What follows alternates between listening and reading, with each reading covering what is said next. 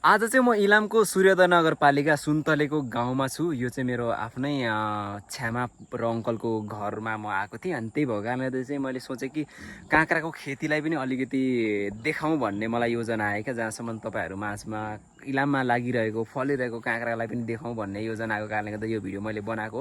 अनि यहाँदेखि इलामको सुन्दर नजारा पनि देख्न सकिन्छ, हेर्न सक्नुहुन्छ। भ्यू राम्रो देखिरहेछ। बिहान पानी परेको कारणले गर्दा अहिले दिउँसो उक्रिरहेको छ। त्यही भएको कारणले त अहिले चाहिँ यहाँ मेरो छ्यामाहरूले चाहिँ काँक्रा टिपिरहनु भएको छ। अनि त्यही म तपाईँहरूलाई देखाउन गइरहेको छु। यो चाहिँ यहाँ स्टार्टिङदेखि चाहिँ लास्टसम्म ठुलो काँक्राको बगान छ। अनि यो देख्न सक्नुहुन्छ काँक्रा अहिले टिपाइ चलिरहेको छ।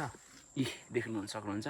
अनि यहाँ मैले चाहिँ एउटा अचम्म कुरो के लाग्यो भने, अचम्म कुरो चाहिँ कस्तो भन्दाखेरि यो काँक्राको दाम चाहिँ अब यहाँ चाहिँ अहिले यो काँक्रा मैले हातमा लिइरहेको छु। यो काँक्राको दाम 30 रुपियाँदेखि लिएर 40 रुपियाँ मात्रै पर्दो रहेछ। यहाँ चाहिँ धेरै सस्तो। अब बिरतामोडतिर यदि झापातिर हामीले पहाडको काँक्रा नाम गरेर हामीले किनेर खानु पऱ्यो भने यही नै हामीलाई 70-80 रुपियाँ पर्न सक्छ। त्यही भएर विकेन्डमा यदि तपाईँहरू कन्यामतिर घुम्दै होइन सब्जीहरूलाई लगेर जाने विचार छ भने गाउँतिर आएर तपाईँहरूले सब्जी किनेर लानु सक्नुहुन्छ।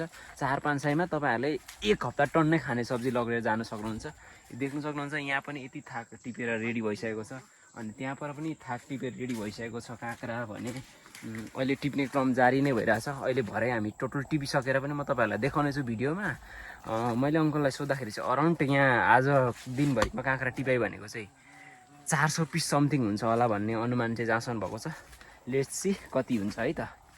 हेर्नु सक्नुहुन्छ हरियो हरियो यो चाहिँ इलामको ताजा ताजा काँक्रा। यहाँ हेर्नुहोस् ल है त साथीहरू, अहिले चाहिँ हाम्रो डोकोमा लोड गर्ने कार्यक्रम चलिरहेको छ। देख्न सक्नुहुन्छ कति ठुल्ठुलो छ क्या। हरियो हरियो काँक्रा नि स्वादिष्टको काँक्रा। अलरेडी एकचोटि अङ्कलले लगेर जाइसक्नु भएछ पर।